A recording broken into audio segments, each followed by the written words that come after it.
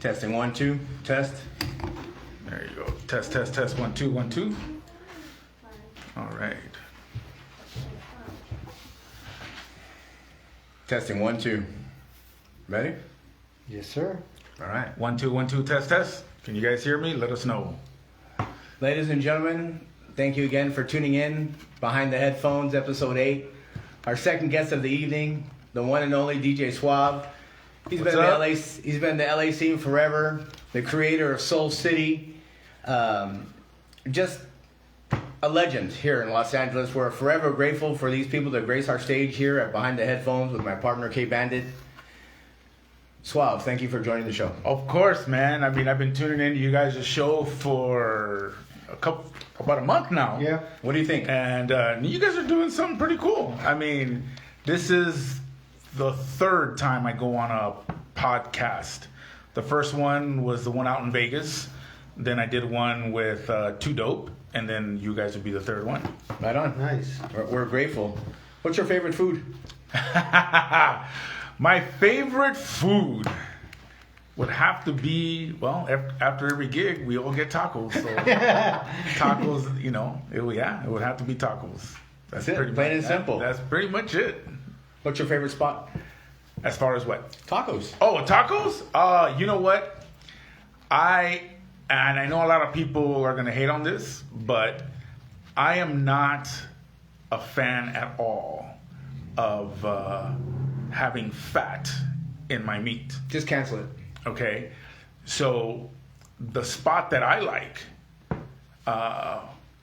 because their meat doesn't have any fat in it, is King Taco. Mm-hmm. I know a lot of people hate on King Taco and they're not the overrated, whatever. That may be true. I know for a fact that King Taco is not the best. They're not the worst. You know, they do taste great. But I love King Taco because there's just no fat. Got it. There's no chunks of fat. I've been to other spots. Do you have a favorite one, like King Taco, you like going to? You know what? That's another thing too. I hear, you got to go to this King Taco. Yeah, You got to go to that King Taco. To me, I've been to about 5 different King Tacos, and they're all the same to me. I've been to the one in East LA. There's like 2 in LA. I've been to the one in Chino. Been to the one in Baldwin Park. Been to the one by my house. Been to the one in, I think there's one in, Bell or out in that area somewhere? They're everywhere. Yeah. So, it's the same thing to me. The one in El Monte, been there. King Taco is the same shit. So, but I love it because, again, no fat. There really is no fat. So it'd be safe to say you don't like fat. Don't like fat in my meat. Do not like fat in my meat at all. At all. So that's why I love King Taco. Where did you grow up at? I was born, don't believe it or not, I grew up in Linwood. Wow. Linwood. A lot of people from that part of town, man. Yes, but check this out. Southgate, Linwood. Right, but Linwood today is not Linwood when I grew up. Got it. You know, when I grew Bellflower, Linwood. When I grew up, which was 19... Okay. It was predominantly black and a lot of Samoans. Like Carson. Okay, exactly. Linwood today is predominantly Hispanic. So I grew up in a black neighborhood. Yeah. I grew up in a black neighborhood and with that black culture. And because of that, I think was a huge part in me getting into the whole music thing. Right on. Tell us about that. Well, again, in Linwood, from listening to people, my neighbors having a party, there would be guys driving around their bikes and they would put their stereos in their handlebars and they would just bump the music, driving around the whole block. And the music of that time, and we're talking again, this is mid to late 70s, Zap, Off the Wall, Michael Jackson, a lot of the stuff that we call old school today. Correct, yeah, the good stuff. That's what, I fell in love with. Right on. And falling in love with the music at that early age, that's what really motivated me to get into this whole DJ thing. Falling in love with music. I caught myself counting beats without realizing what I was doing. Can you play any instruments? No, I don't play instruments. That's a big part of instruments, counting beats. Counting beats. Yeah, I don't even. Never interest you. Nothing. Not even the harmonica. Nothing. Not even that. So when I started listening to DJs on the radio, that was my introduction to DJ. I never saw a DJ. My introduction to DJing was listening to KDAY, the Mixmaster Show. Okay. Oh yeah, right on. Okay. So it was hip hop that. Exactly. Well, the electro funk, Twilight 22, Jones Crew, stuff like that, Sylvester. Spaces in Place. That's the stuff that they were playing. All the electro funk, not necessarily hip hop, but the electro funk. Yeah. Egyptian Lover, stuff like More that. dancey. So that's when I was listening to the DJs on the Mixmaster Show on KDAY, I caught myself like, okay, I'm counting the beats, and I knew something was going to happen just before it happened. Cool. I knew a drop would come in, a break would come in, or something, or I could hear the next track coming in, all because, okay, I'm counting the beats. Again, not knowing that I'm counting beats, I'm just listening to the music, just vibing out, and I'm like, okay, boom, something's gonna happen right here, and something does happen, So, but yeah, that's growing up in Linwood and tuning into the KDAY Mixmaster Show. That's what launched me to getting into the whole music thing. So did you? When you got into the music, did you buy hip hop records, or was it like all kinds of? No. When I first started buying records, it's the stuff that I heard on the Mixmaster Show. So, interesting story. I went to Tower Records in the West Covina Mall. Yeah. Back in the mid '80s. When Clifton's was there. Exactly. Right. Exactly. And Clifton survived longer than the Tower Records. So I went to Tower Records, and they had the records right there, and I'm looking, and at Tower Records you can't really hear the music. Yeah. You have to know what you're doing. So I knew a little bit. Okay, I knew a little bit, but when I went to go pay for my records. And again, I'm barely a teenager at this time. So this is like, I want to say 84 or 85, right around there. I had about maybe 10, 15 records, and I took them to the counter to pay for them. And the guy saw I had a little stack, and the guy asked me, he goes, "Are you a DJ?" I go, "Well, no, I'm trying to be one."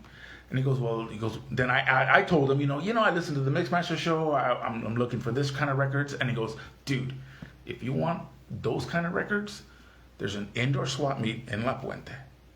Go there."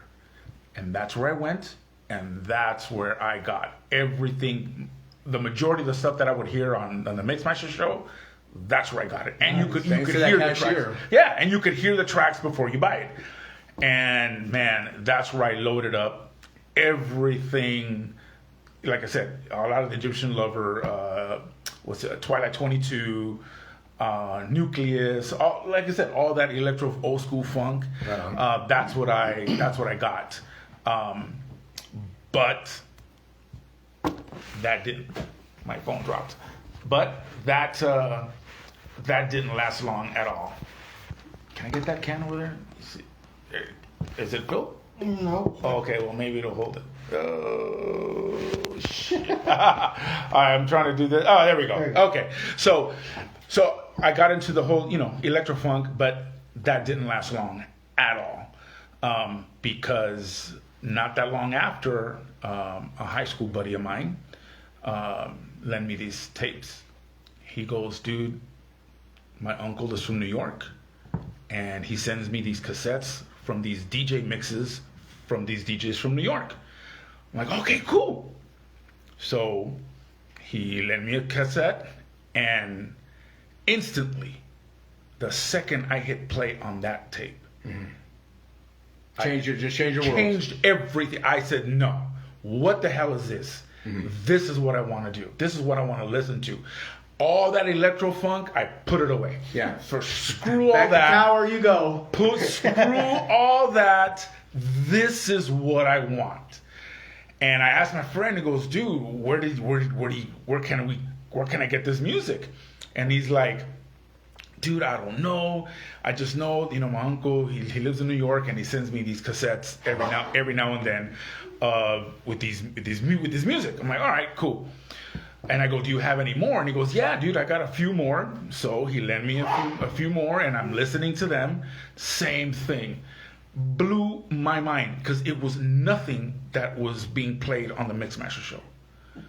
From a different, East Coast, West Coast, totally different, man. Yeah, so completely, completely different.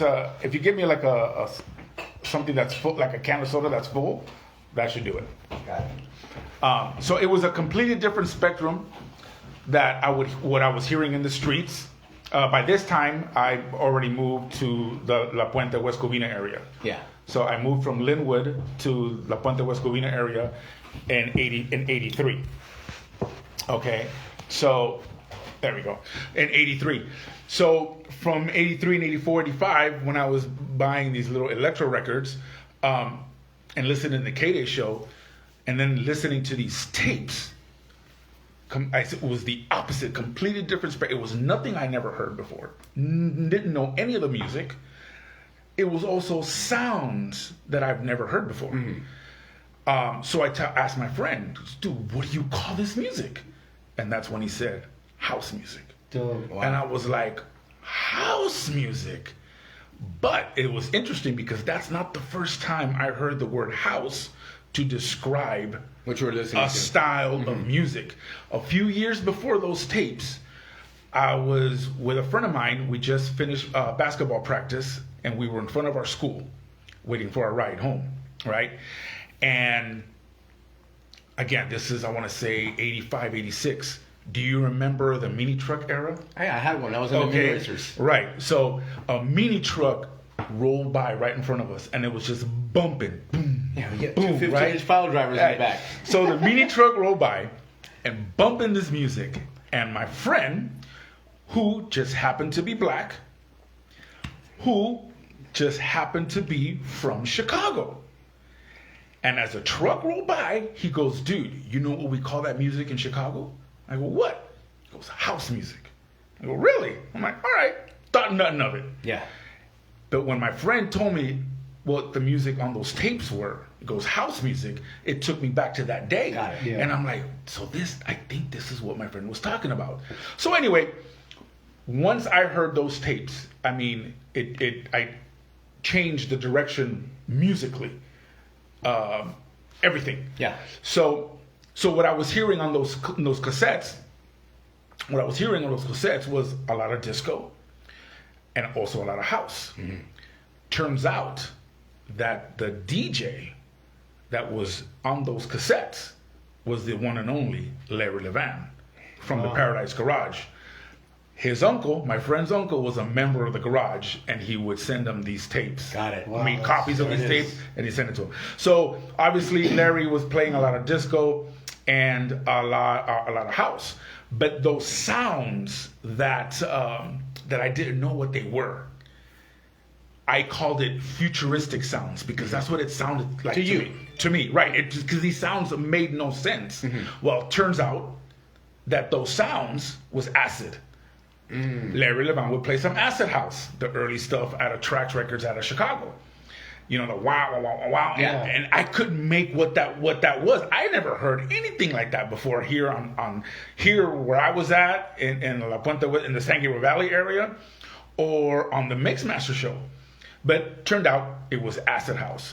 So Larry, those cassettes, if it wasn't for those cassettes, I probably wouldn't be here right now.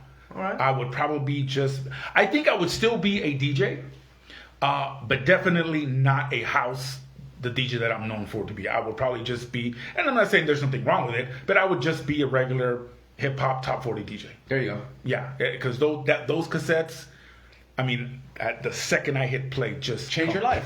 Change everything. Yeah, it changed me to the direction that I am today. You still have those? They weren't mine cassettes. Oh. They were my friends' cassettes. Oh, okay. Yeah, I didn't make copies.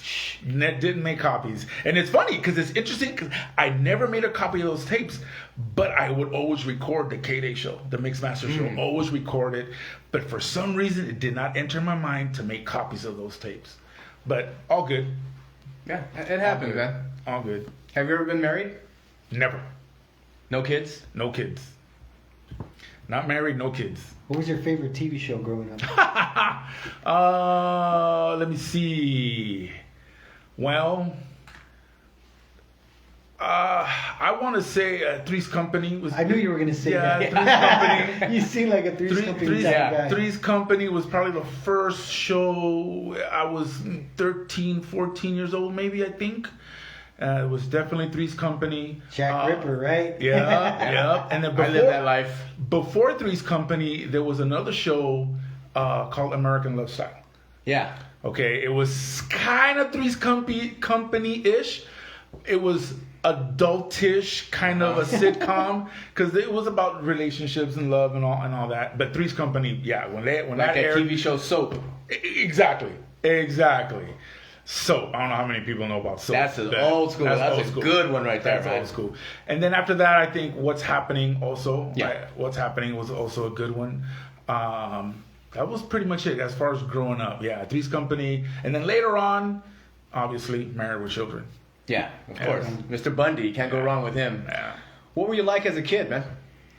You know what? I was not a travieso. All right, I was not. But you are now. Now I am a travieso. You are just one of the biggest. Now I am a travieso. Okay, but when I was a kid, no, I kind of like. I wasn't running around in the streets for some weird reason. But now I sort of stayed home. Wasn't a loner. I did have friends, but I I stayed in the house a lot. Watched TV. I was into the whole wrestle. I was into wrestling. You know, back then it was WWF. Did you play any sports? My sports was not football and not soccer. My sport was my first sport, and the sport that I excelled at. Was volleyball. Very cool, man. Yeah, Totally different. Yeah, Nice. Me and my brother, we both got scholarships for volleyball. Nice. Nice. Yeah. What college? Yeah, private colleges. Okay. Yeah, Okay. private colleges, Good. not no UCLA or anything like Yeah, that. nothing big, nothing mainstream. But still, we got That's still- scholarships to that's play a volleyball. man. To play volleyball. Right on, dude. So I would say from let's say like 88, from like 1988 to like 2004, that span, I played highly competitive, organized ball. Volleyball? Either collegiate or tournaments and leagues. I played against Troy Tanner, which he went to Los Altos. No, was it Los Altos? Yeah, I think he went to Los Altos up in Hacienda Heights. In the early 90s. He was on the U.S. Olympic national team. Right on, dude. I also got to play with Alan Allen, also on the national team. He was from Hawaii. Again, this is all in the early 90s. The big dogs like Karch Karai and Steve Timmons. Yeah, they were that a on whole the beach, nother yeah. level. Those guys were a whole nother level, so I never was in their area. But I got to play with Eric and Gary Sato, also from the national team. The same thing with my brother. Volleyball was it for us. You see people on behind the headphones, you know more about the person than anything else. You know what I mean? You would never know that DJ Suave is a volleyball champion. Don't take him to the beach. Wide world of sports all over again. Yeah. People come to my house and they look at all the trophies and medals. They're like, damn. Yeah, still. No, yeah, it's all volleyball. Right. It's all volleyball, and it's indoor, not beach. Got it. Hardwood. I played. Hardwood. Yeah, exactly. I played at a few grass tournaments, doubles, but never a beach tournament. Never a beach tournament. For some reason, that's gotta be like a different. It's a different game. The sand and the indoor and grass, it's a completely different game. The stamina you need in sand, bro. 2-on-2 versus 6-on-6, it's also a completely different game. Yeah. My thing was 6-on-6. But I was good enough to play a few tournaments on grass, doubles. But my thing was the same thing with my brother, indoor, 6-on-6. Right. So when you were, high school or elementary or junior high, when did you get your first gig, or when did you start DJing? My first gig, first gig as a DJ was my 6th grade graduation party at my house. Had no clue what I was doing. Okay, because there's a story about the whole, I'll get into that. Yeah, tell us about it, man. So check this out. I was introduced to the DJ by listening to the Mixmaster show on KDAY. Didn't know what a DJ did, didn't know what they used, didn't know, well, I'll explain that. Didn't know any of the gear, never saw a DJ do anything. You just heard it. Exactly. Yeah. I just heard that the DJs were talking about mixers, turntables, and the wheels of steel. Because listening to KDAY, that's what they would always say. Absolutely. Didn't know what a turntable was. Didn't know what a mixer was. Didn't know what the wheels of steel were. I just know that that's what these people that they call themselves DJ, that's what they do. That's what they used. Mm-hmm. So again, one day I went to the West Covina Mall and just hanging out, and I hear music. And I'm like, oh shit, I got excited. Like, where's this music coming from? Well, this is old school West Covina Mall now, right? Mm-hmm. There was a store at the West Covina Mall back in the 80s called And Then Sound, which was an audio store. Receivers, home speakers, stereos, the works. And I walked in there, I walked into the store, and I'm like, wow, and they were playing this cassette, bumping, I'm checking it out, and I'm like, cool. Toward the back of the store, there's a glass door, and on top of the door, it said DJ. And I was like, oh, snap, cool. I'm going to go inside. Gold mine. I go inside, and I'm looking at all this gear. It was a small room, nothing big. But I just noticed lights and speakers and all this gear. And then this guy comes in, and he goes, can I help you? And he goes, well, you know what? I'm just here checking out the stuff. And then I asked him about the music that they were playing. And the guy goes, oh, that's my tape. I did that. Nice. And then I asked him, you did it? He goes, yeah, I'm a DJ. And I was like, oh, cool. Finally, I meet a DJ.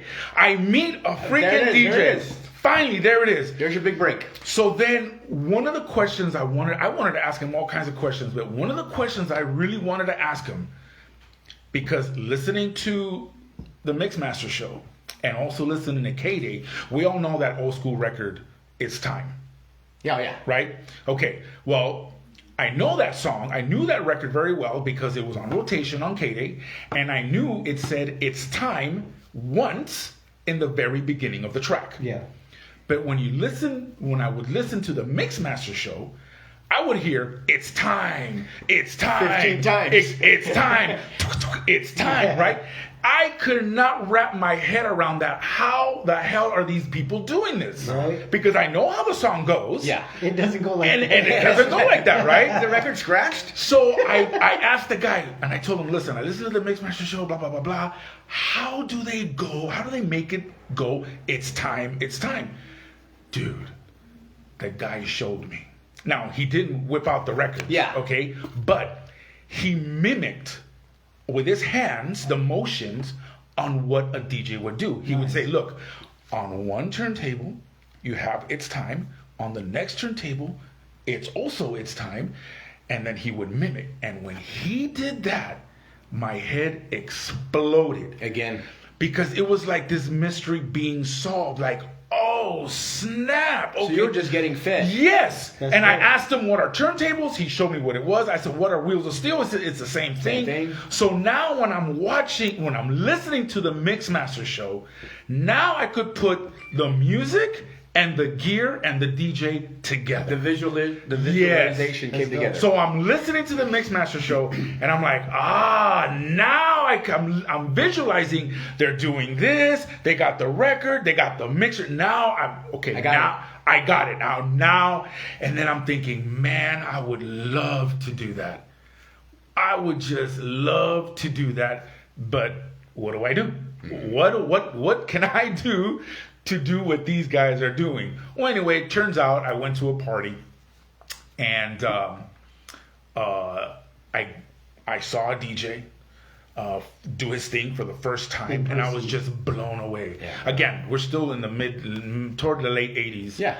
And my eyes were like this, and this DJ's doing this thing. I'm like, wow. And for some retarded reason, I don't even know why, I asked the guy, hey, can I play some records? I have no idea what to do, but I said, can I play some records? And the guy goes, sure, no problem. So I start looking through his records, and he looks at me and goes, what are you doing? I go, well, you said I could play some records. He goes, no, you play your records. Yeah. and I'm like, oh, okay. So if I were to bring my records, I could play. He goes, yeah. Now I know. Now I know. So that was my first little baby step. Correct. Okay. So back to my obviously this is after my 6th grade graduation. Yeah. Let's go back in time now. I had a buddy in the 6th grade who sort of knew a little bit. And he goes, well, I want to play. We want to have my 6th graduation. I want to play music. So I don't know how many of you guys know or old school. Back in the days, your parents would have a 3-in-1 setup. Yeah, they would have a turntable, a radio, and a cassette. Exactly. So that's what I got. I got 2 of those. Right on. Because I know I needed 2. That my boy goes, we need 2. So I got 2. We got 2. 300 pounds each. Right. And we connected it to the speakers. That was it.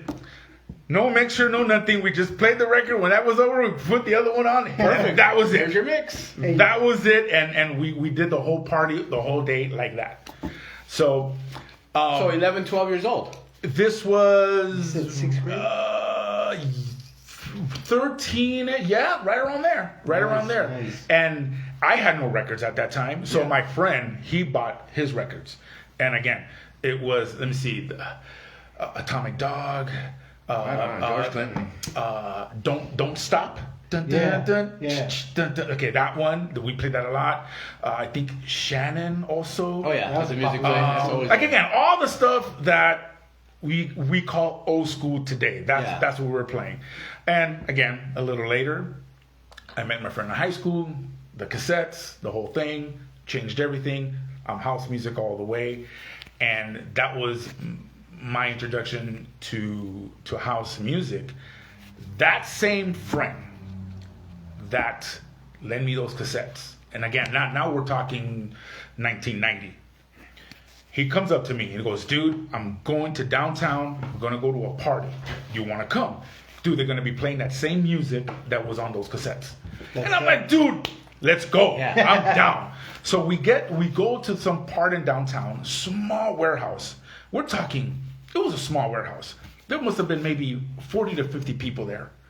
But the people that were there, they stayed till the sun came up. Nice. Okay. And the music, and knowing me, I'm all about the music. I go straight to the DJ, and I'm standing next to the DJ, and he's just playing these records, and I'm just like, this is it. I found home, you know.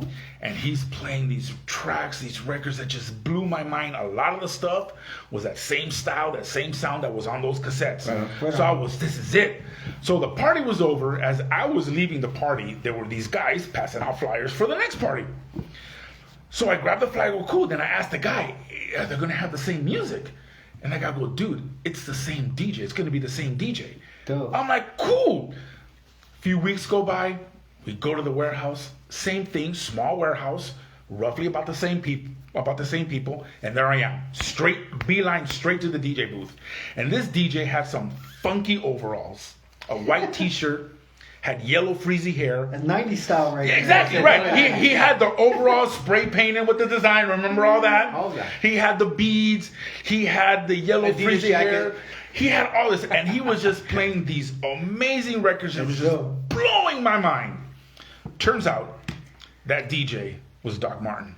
Oh, man. Okay. That DJ was Doc Martin, and the name of that party was Flammable Liquid. Flammable Liquid was one of the first parties that Doc did that changed everything out here in the West Coast. And after Flammable Liquid, it was on like the house and then sub-level. But that was my introduction to the underground scene. Dope. Watching Doc do his thing. Now, that's not where I first met Doc. I met Doc some years later. But that Your introductory. that was the introduction to the underground. Yeah. That was it.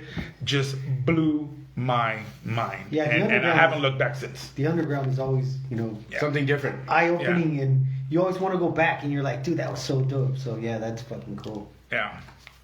What's your biggest fear? My biggest fear is I'm rocking the crowd, they're loving it, everybody's screaming my name at the top of their lungs, and all of a sudden the power goes off, music stops, and the light goes on. That's, for a DJ, that's the worst. That is the worst. And non-DJ, what's your biggest fear? Oh, man. Non-DJing. I mean, I know that's your life, but... I mean, starving? I have no, I mean, when it comes to that, I would have to really ponder on that one. But as far as DJing is concerned, that's the worst. Of course. That's the worst. Right on. Do you still collect vinyl? Yes. Obviously not like before. Yeah. Correct. Okay. But I still buy vinyl. But the vinyl that I buy now, or the majority of the vinyl that I buy now, is more of the disco, a lot of the Latin, and a lot of the weird groove stuff. I don't, unless it's a house record that I completely missed, which I missed a lot, but I completely missed and I just dying to have. Mm-hmm. Now, I have, on my computer, I have a list of all these songs, these records that I still want to get. I would say 80% of them are Latin, disco, and rare groove, and the rest are some house stuff. Just some, if it's going to be house, it has to be something like it's just the record that is just incredibly sick, and that I never got. Yeah. But the majority of the vinyl that I buy now is a lot of disco and a lot of Latin, definitely from Afrobeat also as well, and a lot of rare groove stuff. So I still buy. I would say let's say every year. Let's say last year. Last year I probably picked up, maybe 200. Wow. Okay. Pretty good. Maybe 200. Where back in the day, 200 would be like every other week. You know what I mean? Hi, Mom. I remember, speaking of that, I remember in the early 90s going record shopping. I went to Beat Non-Stop. Yeah. And Melrose. And I come up with a little stack like that, right? And the guy goes, "Do you know Doc?" I go, "Yeah, I know Doc." And he goes like this. Oh, shit. His stack is like this every week. Yeah. I'm like, wow. So about 200 roughly a year. I might pick up. That's nice. Thank goodness for Discogs. Yeah, Discogs and Juno. Yeah. Right on. What career are you in, or what are your hobbies? Well, I don't make a living out of DJing, unfortunately. But my 9 to 5 is, I've been doing this for 23 years now. I do payroll for the staffing industry. Oh, very cool, man. Okay, that's what Like I do. Apple One and all that. Exactly. Yeah. Exactly. So I work for a staffing agency, and I run the payroll department. So that's what I do. Very cool job. Been doing that forever. Hobbies.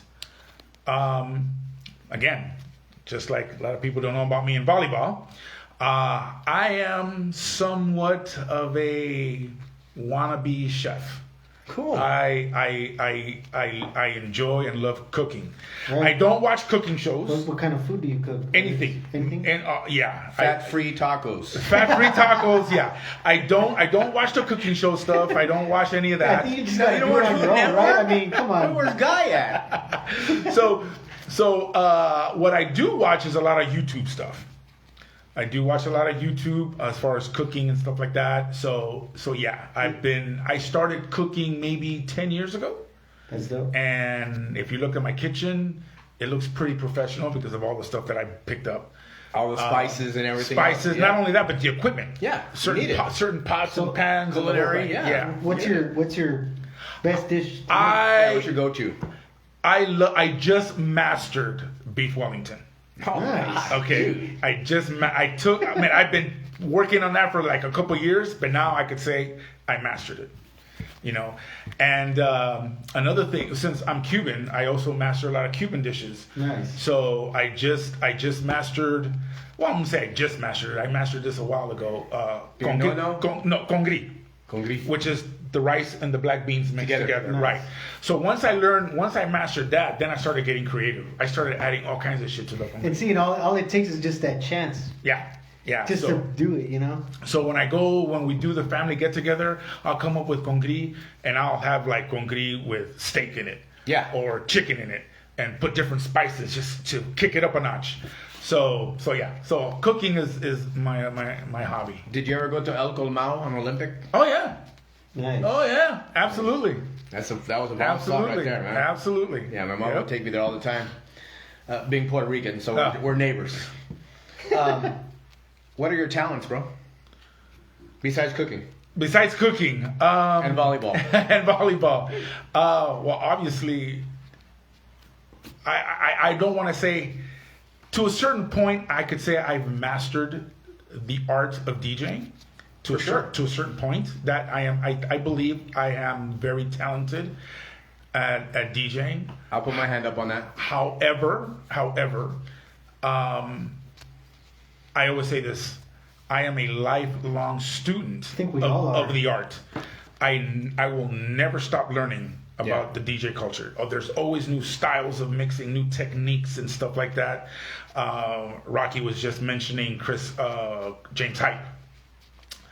He has to be, next to Roger Sanchez, he's probably the most gifted technical DJ on the planet. I've seen Roger. And I'm always studying. I'm always learning. The way I DJ today is not the way I played 5 years ago. Yeah. And the way I play today, most likely is not going to be the way I'm going to be playing 5 or 6 years from now. Correct. Yeah. I'm always looking at DJs. They're doing new things. I'm always learning. But I think the talent is there. There's always room for improvement. Right. But definitely, I would say, if I'm going to say I'm talented at something, it would be that. For sure, because you're the first DJ I've ever seen with not use a headphone. You know what? A lot of people ask me about that. A lot of people ask me about the whole, hey, why don't you use headphones? And the people that don't know, I in the early years, when I say early years, and I'm talking about the early years of me not using the headphones, I would really debate on people on that on social media. But now I kind of stop. But because people that don't know, and they'll see me, they're like, oh no, this guy is either doing a pre-recorded set, or he is cheating somehow, reading waveforms or something. And I just got tired of defending myself, but quick story to make this short. The main reason why I don't use headphones is not because I want to say, ooh, look at me, I have a skill. The reason why I don't use headphones is simply because, grab that from me real quick, the headphones. See this right here? See this? I had these things wrapped around my neck for over 25 years. Okay? I hate it. Because I hated it for a couple reasons. Because the way I was taught to DJ. Who taught you? A good friend of mine who's still my buddy today. I met him in high school, sophomore year. I had a very bad habit, okay? Very bad habit of playing every single record with the pitch all the way down, okay? Which is a huge cardinal sin. For some retarded reason, that's how I wanted to play my records. So my buddy that I met in high school in my sophomore year, now he didn't teach me how to mix my sophomore year. After high school is where he, more or less taught me. He slapped the shit out of me, and he basically taught me the fundamentals of learning how to mix. Which by the way, we've all heard stories and conversations with other DJs when oh man, yeah, I learned how to mix in a month. I learned how to mix in 2 weeks. There's no way. I learned how to mix in a few days. Okay, I've heard stories. We've all heard stories from learning how to mix in 2 days to a few months. Yeah. For some reason, it took me about 2 years. Yeah. Just to get the basic fundamental aspect of putting two beats together. I don't know why it took me that long, but it did. So, because the way I was taught to mix, which was basically however you want the mix to come out, and this is what my friend told me, however you want the mix to come out, listen to it on your headphones, how exactly you want it to come out, and when you have it, then you go. Yeah. So because of that style of mixing, the way I was taught to mix, everything I did, I listened to the headphones, I cue up the beat, everything. Once I release the record and start transitioning from one track to the next, I would grab my headphones, take them out, and put them to the side. And I would never touch them again until the next record. Yeah. So doing this, every single mix for all those years, I hated it. So like around in the early 2000s, I got turned on to the lollipop headphone. That's the one with the stick and the one cup, right? So when I got turned on into that, I'm like, oh, perfect. That's it. I'm not going to need anything else. I just have it. Boom, put it down. Perfect. Case closed. Case closed. Well, like around 2005, 2006, right around there, I was a resident DJ at the Dragonfly on Santa Monica Boulevard, right? So the setup that I had was 2 turntables and 2 CDJs. The CDJs belonged to the promoter, and he would take them every single week. And I asked the promoter, I said, dude, I'm eventually going to have to start playing on these things. Let me take him home every single week and I'll bring him back so I'll get used to him. Yeah. And he goes, cool. So as I'm in my house practicing on, and these are the CDJ 1000s, by the way, okay?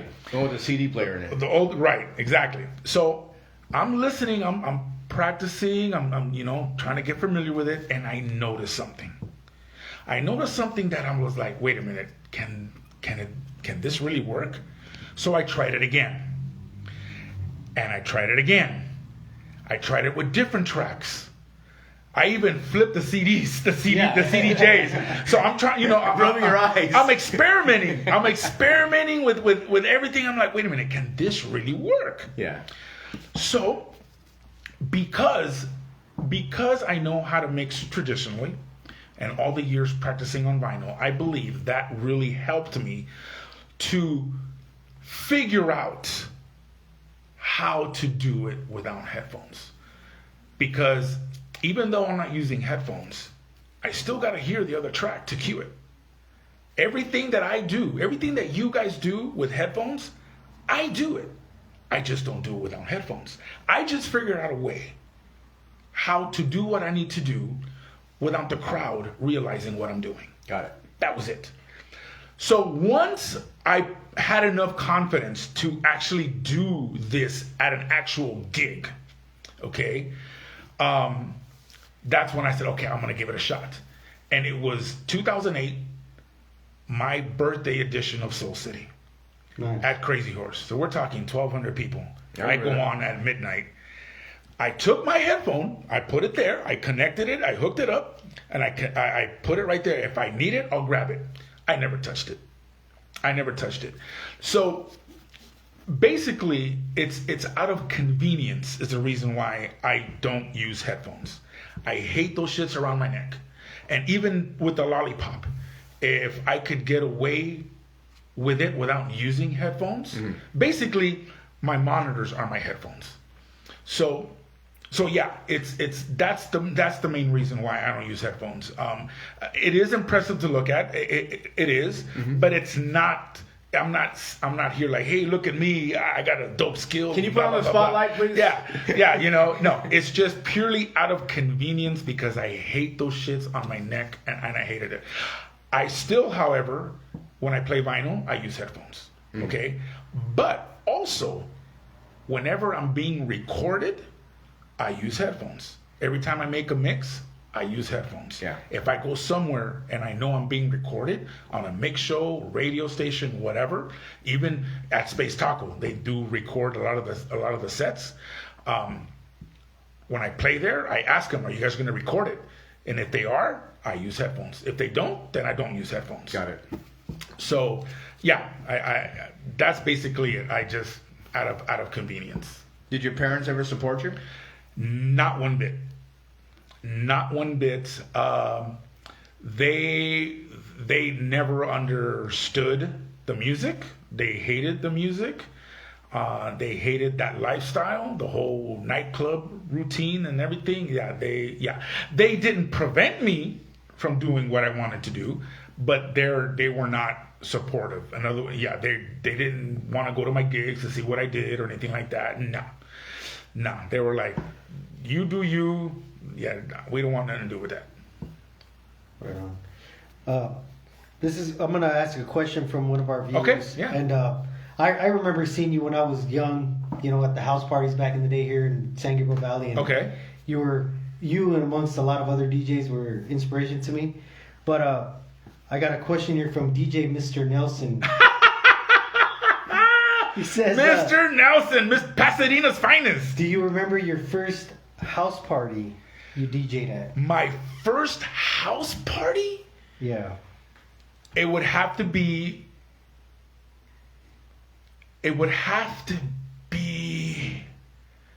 some party. It was in La Puente, not Party Crew related. This was a few years before all that madness. Yeah. Before all that madness happened.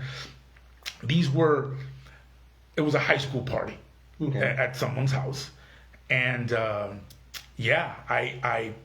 grabbed all, the records. This was electro funk and all that stuff. And I played, and the pitch was all the way down on both turntables. And the guy that had the system, he looked at me, and he goes, "Okay, dude, that was. I think I played like 4 records." He goes, "Okay, dude, that's dope. That's dope. Okay, it's his turn now." Yeah, I sucked. He didn't know. I had no idea what I was doing, no clue. And so I played maybe 3 or 4 records before I got kicked out. But that was it had to be some party like that. It had to be some party like that. That was my first, you could say, house party gig or whatever. Right on. What was your first equipment that you were able to buy? You know what? I was fortunate enough. I was fortunate enough to. The first turntables that I bought were 1200s. I didn't start with anything less. I did not start with anything less. And Radio Shack mixer? No. No. Even though those realistic mixers, yeah. What was it called? The Pyramid. No. Was it the Pyramid? No. The Pyramid was something else. But the realistic mixer, I remember looking at those. But again, I was very fortunate. A buddy of mine, his uncle was a DJ, and he just bought him a new mixer, and he had an old rundown mixer. It was a Newmark, not the. I think the 1150 was like the best one back in the day, man. I don't even remember what it was. I just know it was a Newmark. It had the EQs up top. Mm-hmm. Okay, it wasn't like the.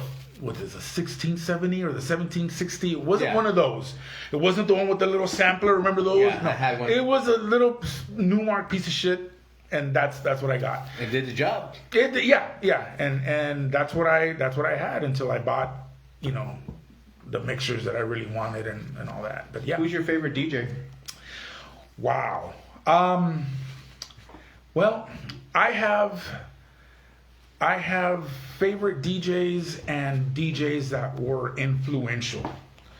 I think the DJs that were influential for me, back it up, but that were very short-lived, were the 2 mix masters from KDAY.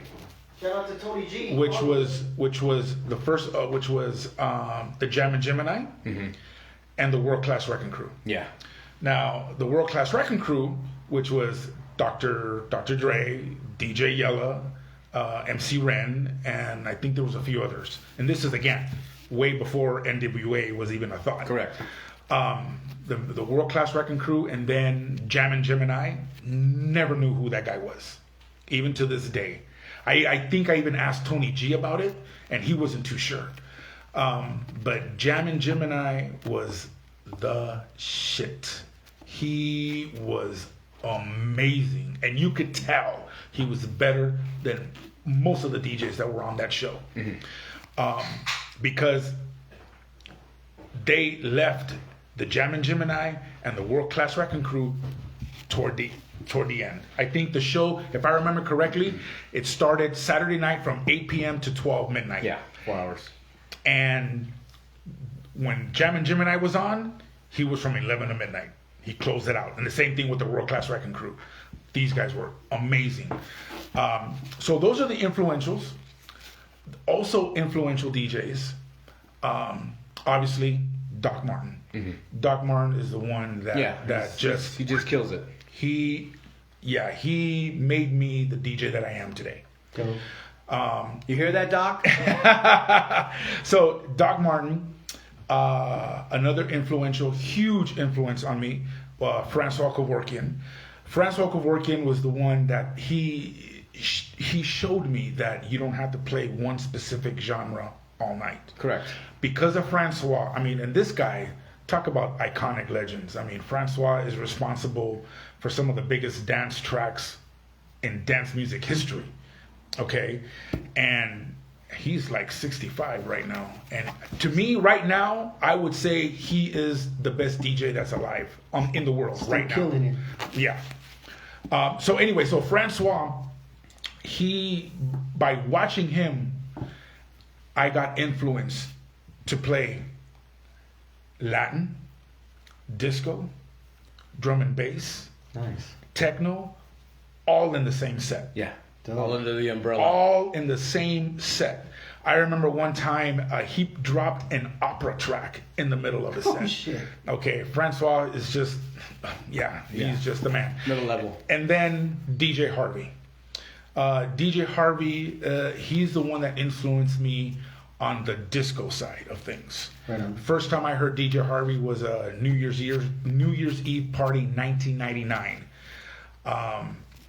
About a year before that, all the guys at Be Nonstop, they were telling me about Harvey. Oh, dude, you got to hear this guy, blah, blah, blah, blah, blah. About a year later, that New Year's Eve party, I went to go hear him. He played, I think, 11 hours. Wow. And I was there for like at least the last 8 of it. Nice. And man, he really opened my eyes on how to properly play a disco track, how to play disco. He's known as a disco guy, but he also plays house. But yeah, Harvey, Francois, Doc, hugely influential. I mean, when you hear me play, you hear a little bit of those three. And that's what we like to hear. You know, there's certain DJs that people are just transfixed on, but you're opening up the book of DJs that are out there that people probably have never even heard of. Right. See, and that's how absolutely that's how I learned. Mm-hmm. That's how I learned. I go to throughout the 90s, going to all these parties, and I would stand there next to the DJ booth, literally all night, watching them, how they play their records, what do they do, and I do that to this day. Eric Murillo, R.I.P. Every time he would go to Avalon, I'm there, right next to him, watching what this guy does. Carl Cox, I've seen you right there, Factory 93. It's same thing, exactly. Does your mama know? Watching Louis Vega handle those 3 decks right in front of me. He just gave me ideas. I never knew. Watching Louis Vega in the early 90s at Does Your Mama Know? He would do what very simple. Actually, before Louis, Doc did something very simple, so basic, but it was something that I have never seen before, and that just lit the light bulb in my brain. All he did was he played this track, sick track, and on the other turntable, he played an acapella over that track. Something simple as that. I was like, what? You could do that? What the hell? Really? Okay. And then I saw Louis Vega take that simple concept, but take it a step further.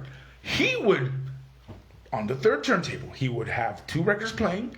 As he was mixing from one record to the other, in the middle of that transition, on the third turntable, he would play an a cappella during the transition. And me seeing that, I'm like, okay, Yeah. I didn't know, so watching DJs better than me just gave me the idea to do those things and add my twist to it. Watching Murillo doing his thing. Yeah. Watching Louis Vega doing his thing. Yeah. Watching all those other DJs that are better than me. I'm watching them do their thing. And today is more about the gear.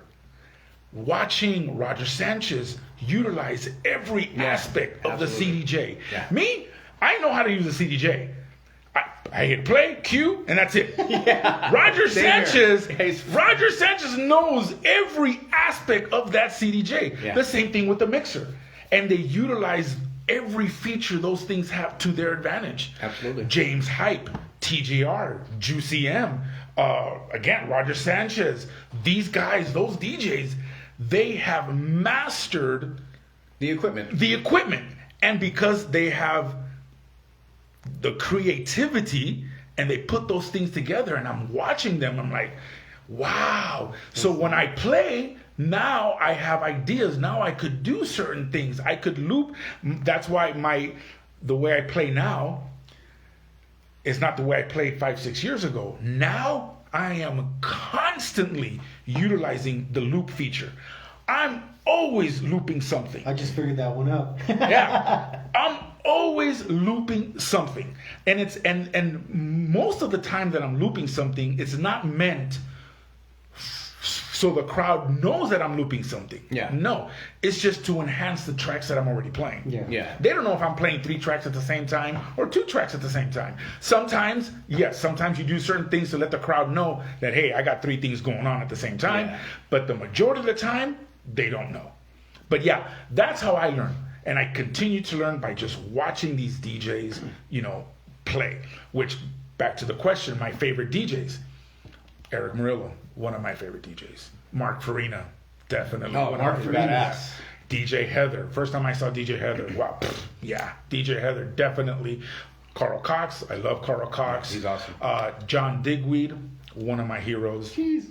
So then, the more of the newer guys, Mark Knight. I think Mark Knight's pretty he's cool. awesome, yeah. Mark Knight's pretty cool. Yep. Not the greatest, but he's pretty cool. I think the Martinez brothers are pretty cool. Again, not the greatest, but I think they're pretty cool. I do like the Martinez brothers. I obviously like Louis Vega. Yeah. But I can only take so much of Louis. Yeah. Because He goes off a little bit sometimes. I mean, you to me, if you like, let's say this Saturday night, we go hear Louis Vega play for 8 hours. You just heard him for the next 6 months. Yeah. Okay. Yeah, that's pretty much Louis Vega. But hey, Louis is still Louis. I do love Charisma. Charisma's dope. But yeah, those could be my influentials: Doc, Francois, Harvey. Then my favorite, Farina, Heather, again Doc, Carl, Murillo. Those would probably be my favorites. What makes you happy? What makes me happy? A great crowd, a great sound system. That definitely does it. DJs want 3 things. They want a great. When I say DJs, I'm referring to the club and festival DJs. DJs want pretty much 3 things. They want a great crowd to perform to, a great sound system to play with, okay, and obviously to get paid. Not necessarily in that order. But those 3. But those are the main 3. You give me a great sound system and a great crowd and say we can only pay you 3 tacos, I say done deal. Right? Done deal. And I kind of facilitated that with Soul City. Because in the early years of Soul City, all the DJs played for free. But what did I give them? I gave them a great crowd, and I gave them a great sound system to play on. How did Soul City come to be? Well, early on, you introduced me as a creator of Soul City. That's not necessarily true. The creator of Soul City, the person that really created Soul City, was Eric Apollo Morales. Yeah, I know Eric. Yeah, of course. Yeah. Okay, he's the one that started Soul City, and I believe he started it in 1992. He's the one that came up with the name, came up with the logo, came up with the whole concept. So throughout the 90s, Soul City was just backyard boogies. Not necessarily party crew, but he did make flyers, not party crew stuff, but there were backyard boogies. Mm-hmm. And he invited all his friends that were like-minded with the music, and that's how it started. And then toward the late 90s, early 2000s, he started doing it at little lounges and bars. And then around 2002, 2003, no, before that, he stopped doing it. He stopped doing it for a long time. And in 2006, that's when I said, you know what, I want to do a birthday party, because that's how this whole thing started. At Ambiente? At Ambiente. I saw a lot of my DJ buddies have birthday parties. And I said, you know what, I think I never had a birthday party. I got to do a birthday party. So I called Eric. I said, Eric, look, I want to do a birthday party. I want to call it a Soul City. And Eric goes, cool, no problem. And I did it at Ambiente. And that first Ambiente, that first Soul City, and I say the first Soul City because 2008, wasn't it? No, 2006. Okay. And I say the first Soul City because of what we know now. Yeah. But when I planned that Soul City, it was planned for once a year. Correct. Your birthday. That's it. If you look at the original flyer, you look at that first Soul City flyer, it said annual. So about 300 people showed up to that Soul City. When the party was over, everybody, and when I mean everybody, I mean everybody came up to me. It goes, dude, when's the next one? Or you got to do this again. And I was like, oh, snap. So I did one more. Just, okay, fine. Mm-hmm. Because if it's one person or a few people telling you that, you could blow that off. But when everybody that's leaving that party telling you, dude, you got to do this again, or when's the next one? I'm like, okay. In your pocket for sure. Yeah. So I did one more, same thing. And I was like, oh, shit. Okay, I'm going to do one more, which was in December 2006. Same thing. That's when by the third one, that's when I said, you know what? I think I have something here. Right on. And that's when it went from 300 to 600 to 700. And then we did the last one we did at Ambiente was for Delano's CD release party. We had over 700 people inside and about 300 people outside that never got in. Was that the CD Light? No, that was with Steve Pryor. No, not that one. No, that was... I was at that release party. That was... the name of that CD for David Delano was Coming from the Heart or For the Heart. Something about Coming from the Heart. I think that's what it was called. Because the CD had a heart on it. And that's when I said, no more. No more Ambiente. And that's when we moved it to Crazy Horse.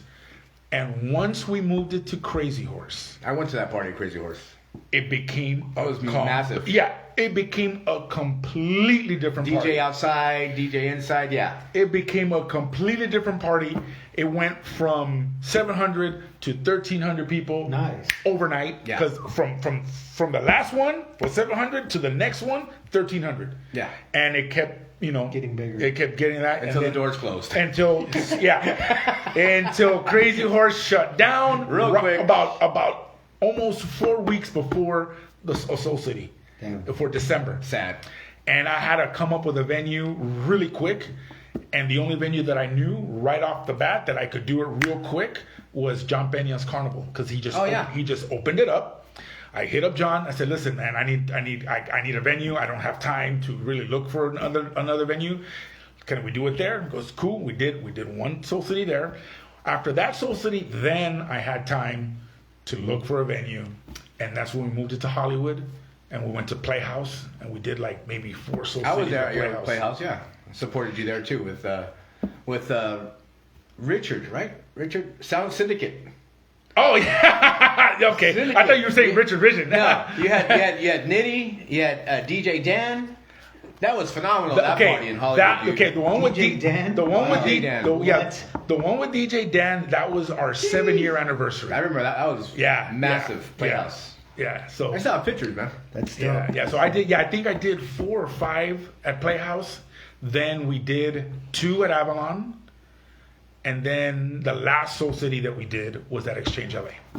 If people don't know who John Pena is, he was also from Boss Entertainment. Yes. Yeah. Boston, John Pena, the guy from Vive, The Basement, El Jefe. He runs Pomona right now. Yeah. At that time, is that when you were involved with like the Firme TV stuff? No. When was that? Firme TV. Because I remember one time I came home, right? I flip on the TV and I'm hold on. I gotta say what's up. I gotta say what's up to my man Casey tuning in from Japan. Oh, dope. Casey Koto, what's up, my man? What's up? Japan's in the house. That's in Japan. Konnichiwa. That's dope. So Firme TV, how that came about, interesting story. I was at Mauricio's Records, inside Indoor Swap Meet in La Puente, and these guys came in to talk to Mauricio, and they were talking to him about the TV show that they were doing. And I was like, oh, okay. So I just happened to be there, so I got involved in the conversation. I'm like, okay, cool. A few months after that, I was playing at, do you remember Purple Shield? Yes. There was a Purple Shield at Raging Waters. Yes. Okay. I was there. Humpty was there. All these cats were there. And the guys from Firme TV were there. And they saw me, and they remember me from Mauricio's Records, and they saw me that I was next to Richard. So they call me over, and he goes, hey, listen, can we get Richard to do an interview for the show? And he goes, yeah, I remember you guys. Yeah, blah, blah, no problem. So I go up to Richard, and he goes, hey, man, these guys want to interview you for their cable access TV show that they're doing. And Richard goes, yeah, cool, let's do it. All right, so we go to the side, boom, boom, they're ready, and everyone's kind of like looking at each other. Who's going to do the interview? The camera guy didn't want to do it. The other guys didn't want to do it. Nobody wanted to do it. Never mind. Nobody wanted to do it. So they look at me. He goes, do you want to do it? Sure, no problem. I grab the mic. Hey, what's up? Blah, blah, blah, blah, blah. So that happened. A couple of weeks later, I get a phone call from those guys. We're going to go to this car show. We like the way you interview. You want to come and do it? Sure, no problem. And that's how I became the host for Firme TV. Dope. And I did that for maybe 3 years. And then toward the end of that, toward the later years of Firme TV, we were covering more hot import night car shows. Correct, yeah. And raves and hip hop shows. We were kind of getting away from the lowrider shows and like the freestyle concerts. Do you know Miles Kovac? No. He owns Dub now.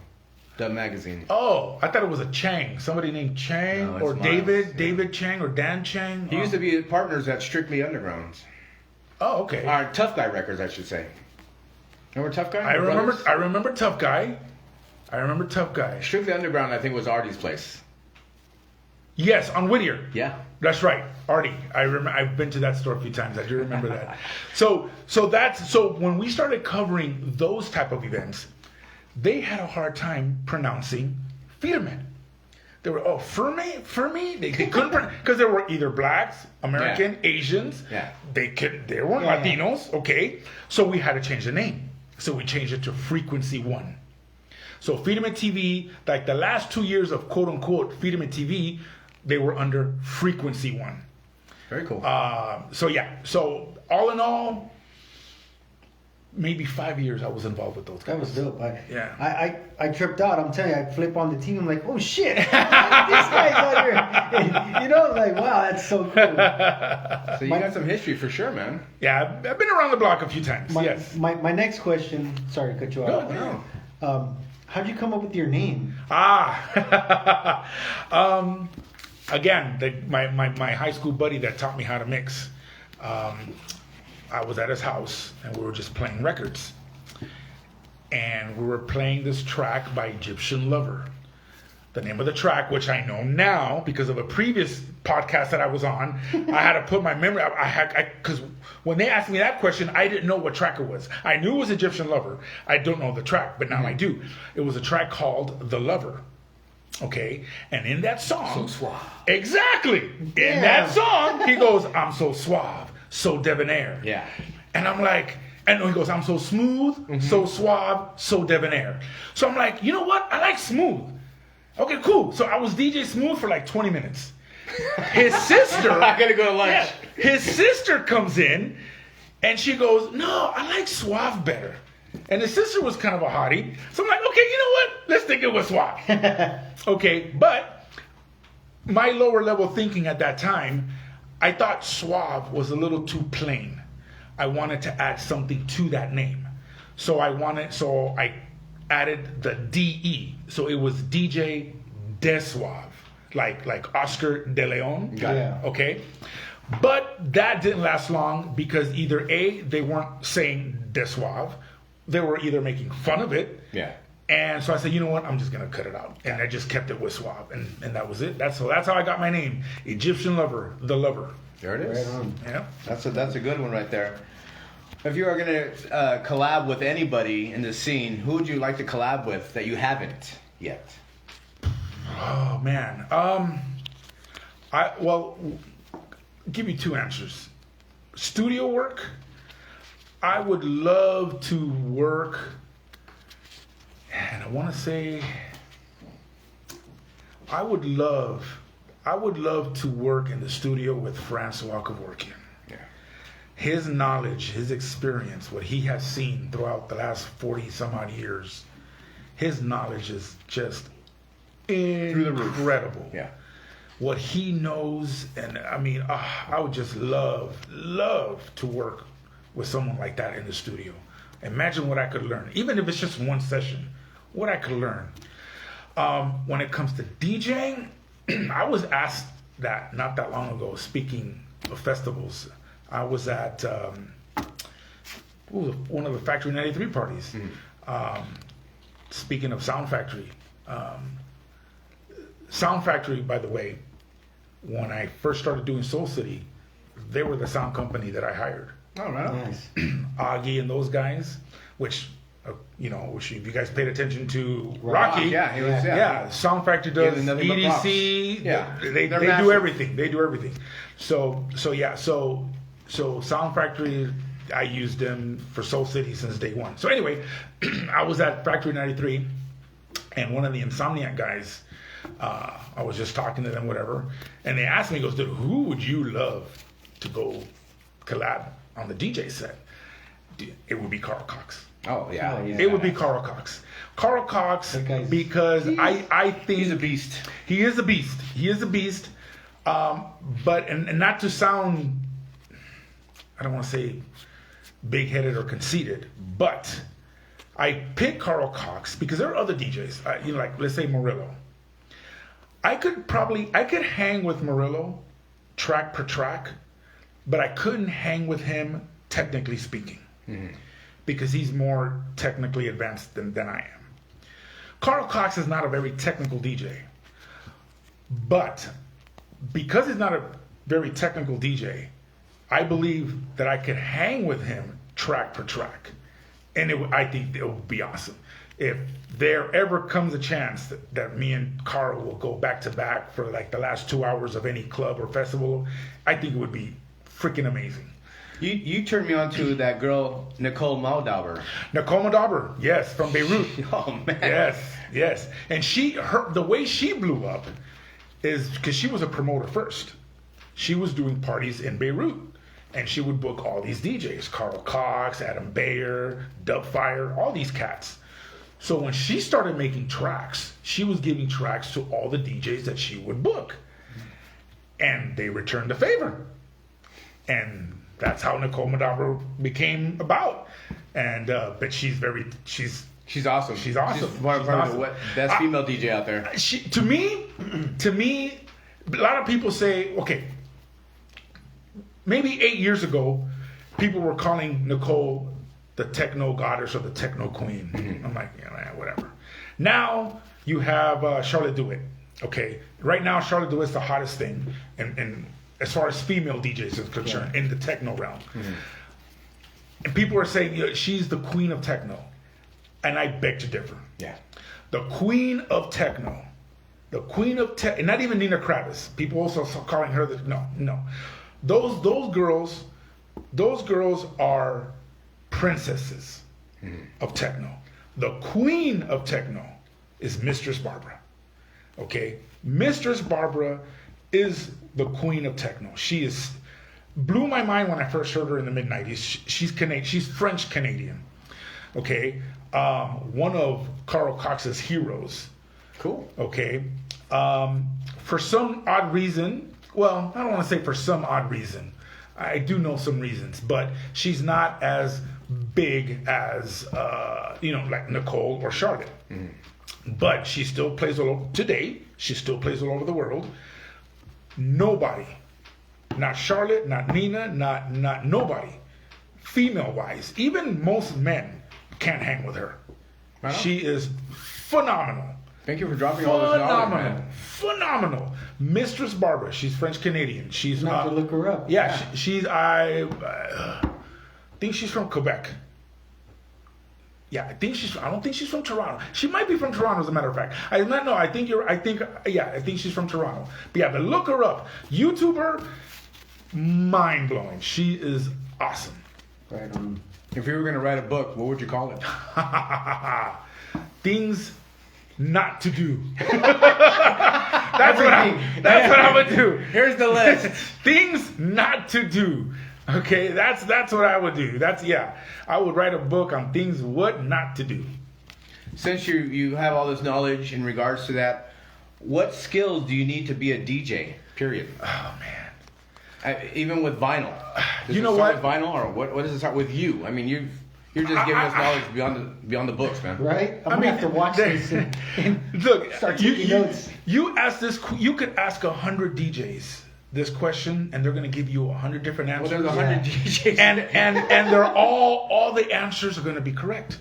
Okay. Yeah. But for me, if somebody were to ask me, I would definitely say, number one, ask yourself why you want to be a DJ. Yeah. Is this what you want That's to do? number Right? one. That's number one. Why do you want to play music?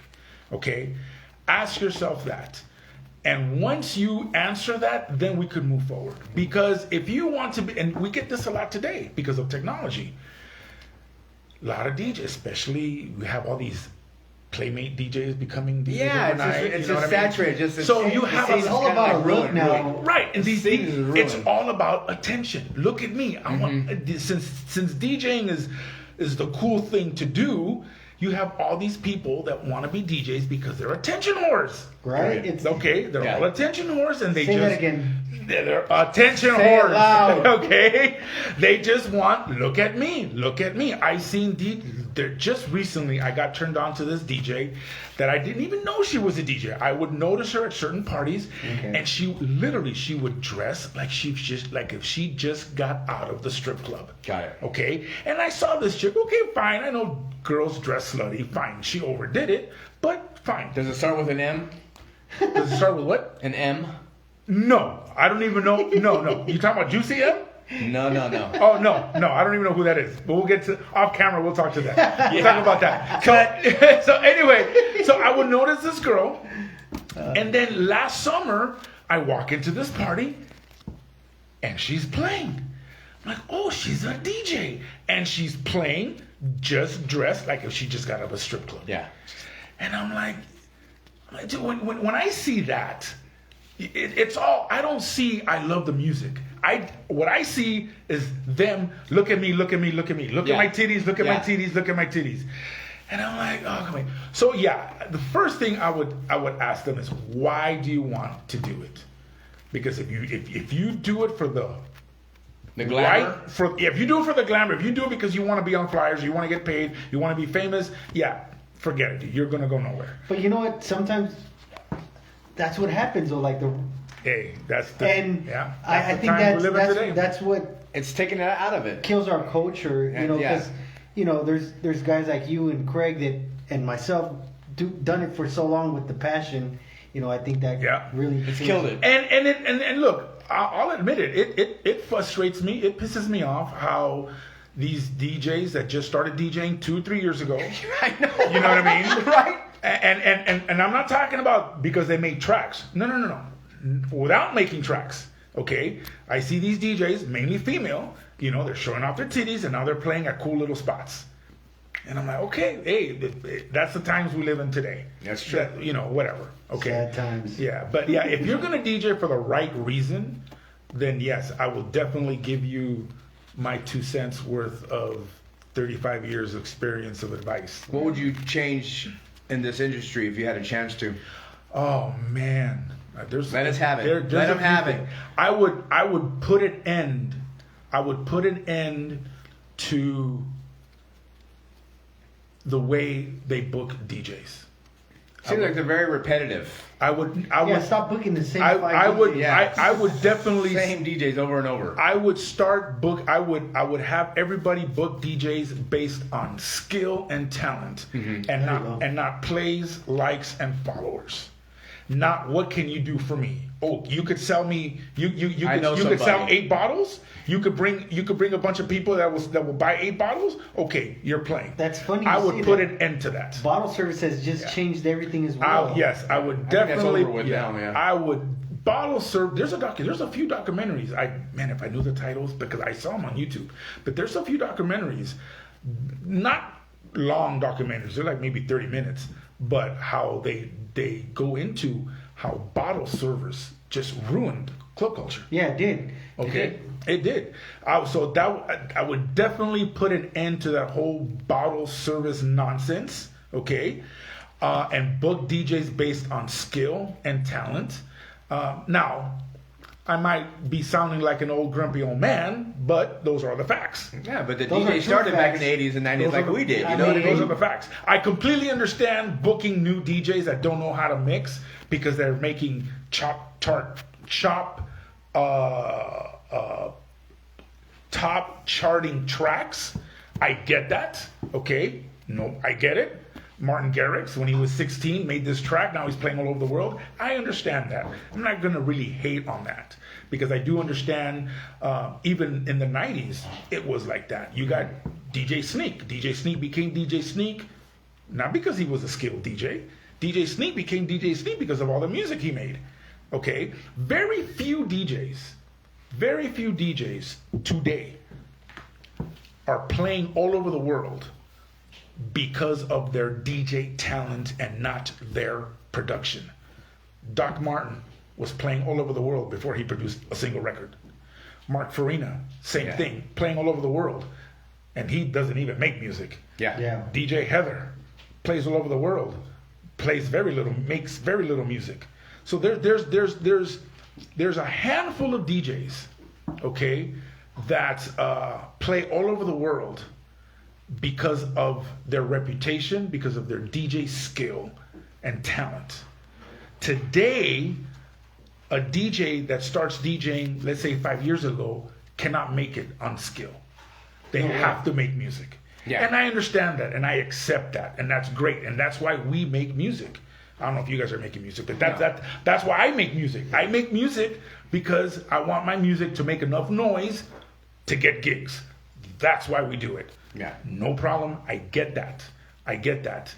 But yeah, I would definitely I would change the way people book DJs, and I would definitely put an end to this whole bottle service culture. I think that makes you stand out too when you make your own music.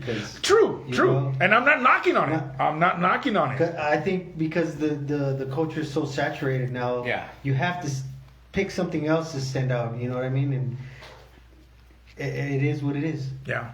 At the end of the day. A couple more questions here, Mr. Suave. How do you engage your fans? What do you mean by engage? When you're playing, how do you draw them to you? How do you get? It's kind of the other way around. They draw me to them. Okay, and we all. I mean, it sounds cliche because we all heard this. You know, DJs feed off the crowd. Mm-hmm. Okay, so I do, depending on the gig, I do take certain chances and risks. I read the crowd. If I feel like, okay, you know what, I could go this direction, then I'm going to go that direction.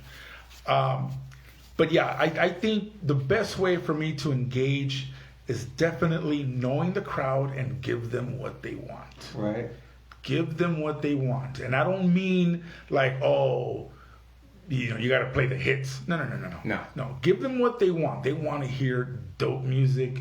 You give them something dope music. Something rare. Yeah, that's hard, you know? Exactly. I also try to make eye contact as much as I can with them. Same here. Point at them. People do come up to me and they'll wave or they'll like, yeah, whatever. I think a good spot would be at Exchange LA or even Academy, like the more bigger clubs. Yeah. When I played at Exchange, there was a group and I knew they were really feeling what I was playing. And I pointed at them, and they, raised their hands, and they pointed back. And one of them grabbed the phone and wrote something, not a request, but they wrote like something like "keep it up" or "bring the heat" or something like that. And I'm like, all right. So I kicked it up a notch. So depending on the venue, the crowd, the type of party, it'll be a lot easier and more funner, really, to engage with the crowd. Yeah. Unfortunately, I don't see a whole lot of that in commercial type clubs. No, they just play what's popular. Yeah, that's it. Yeah. That communication, that vibe I think between the DJ and the crowd, you really see that in more underground clubs. Correct. And underground events. I think that's how you build a following, 'cause you know what I mean? They vibe with you and they're like, definitely gonna go check this guy out. Not to say that a DJ can't rock it and communicate with a crowd at a commercial club. No.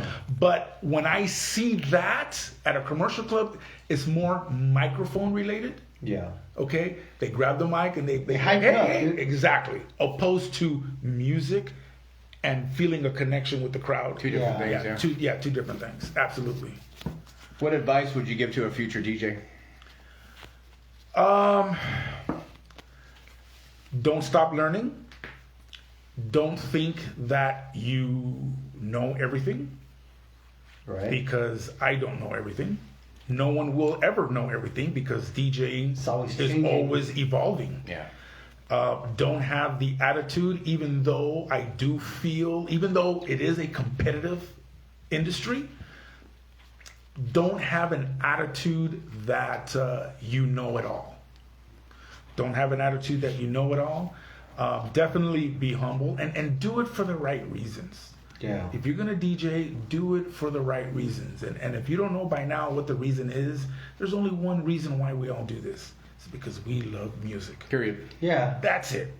We love music. If you do not have the love of music in you, you're not going to last. Yeah, I love music. I did not become a DJ because I wanted to play at this club or this party or be on this show or that show. No. If I never ever played at a single club or event or ever been on a radio mix show, I would still have all my records. I would still be playing in my house. Yep. Okay? Because I love music. So, do it for the right reasons. This is going to be my final question, and what a great interview. We could probably go on to like another 2 hours. Jeez. So where can we see you? Where can we catch you? Exactly. I want to catch you. Well, check this out. I think tomorrow. No. Today's Friday, right? Today is Friday. Okay. No. Tomorrow I'm going to be in San Bernardino, and then Sunday I'm going to be in Monrovia. Yeah. Monrovia. We're going to be at Monrovia for the therapy thing. And then we'll go back to back. We'll go. Yeah, there you go. And then I got a gig coming up at the Green Room in Pomona. The Boogie Lounge is coming back, and that's going to be in July. I'm going to be at also Space Taco coming up soon. Right on. Nice. I'm going to be. I'm not even going to say it. But Rocky kind of touched on it a little bit. I can't say too much. But Rocky kind of touched up a little bit about a lot of warehouse parties really popping up in LA. I'm going to be playing at one of those. Okay. Also, Rocha's doing his Fun Day thing. That's coming up. So yeah, there's Early 17. What's up, bro? That's right. You had him on the show. That's right. Shout out to DJ Orly. That's right. You had him on the show. I also want to give a shout out to Irvin my boy from Nebraska, but I believe he lives in Texas now. And got Gargamel, got DJ Hayes tuning in. But anyway, so yeah, there's some stuff. There's definitely some stuff popping up. Nice. And what's your handle for? So on IG, it's djsuave.la. Okay, right on. Facebook, And how about music-wise? SoundCloud? Do you have anything? SoundCloud, just DJ Suave on SoundCloud, and then on Facebook, again, just you could type in Dixon Gomez or DJ Suave, it'll pop up on Facebook. Dope. Well, we want to thank everybody for tuning in. Behind the Headphones, episode 8. We had the phenomenal interview with DJ Suave right here. Thank you so much for tuning in. We're grateful. Thank you for the knowledge, all the history from the 80s and 90s to present. You're just one of a kind, and again, we're grateful that you graced this stage with us. No, thank you for having me. Absolutely, man. We have some big boys coming up too, man, and I hope they can give us some knowledge that you just dropped on us for sure. Different DJs we never even heard of, from Canada as well. It's because everybody. Look, a lot of the DJs that you've interviewed here. Even though I'm from the east side, the San Gabriel Valley, everything that I know, everything that's about me, either music-wise, DJ-wise, party-wise, is all west side. Okay? So while most of the DJs that you guys interview, they'll drop names that everybody knows. Yeah. You know, the Tony B's and the Henrys and the Irenes, right? Yeah. Okay. Well, with me, even though I am from the San Gabriel Valley, those DJs were not my influence at all. Not in the least. They're my friends, they're my boys, of course, correct. but those were not the DJs that I looked at. Those are not the DJs that influenced me. Those are not the DJs that molded me. And that's all due to my friend from high school that gave me those cassettes and took me to that underground party. That's dope. And from there it was Doc, Harvey, Francois, Heather, and all those other cats.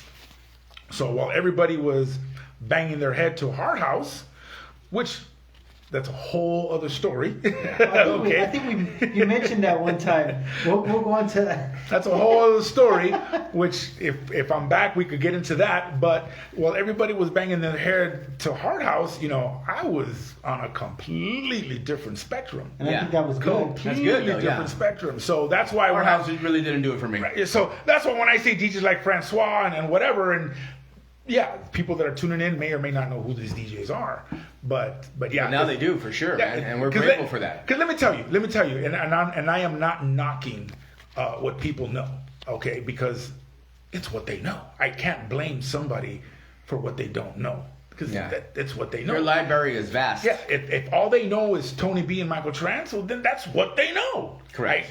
I can't hate on that. It's what they know. But even though all they know is like the dome and the arena and all that, which is great, there's a whole other scene. Yeah, say it louder. There's a whole other scene. Exactly, man.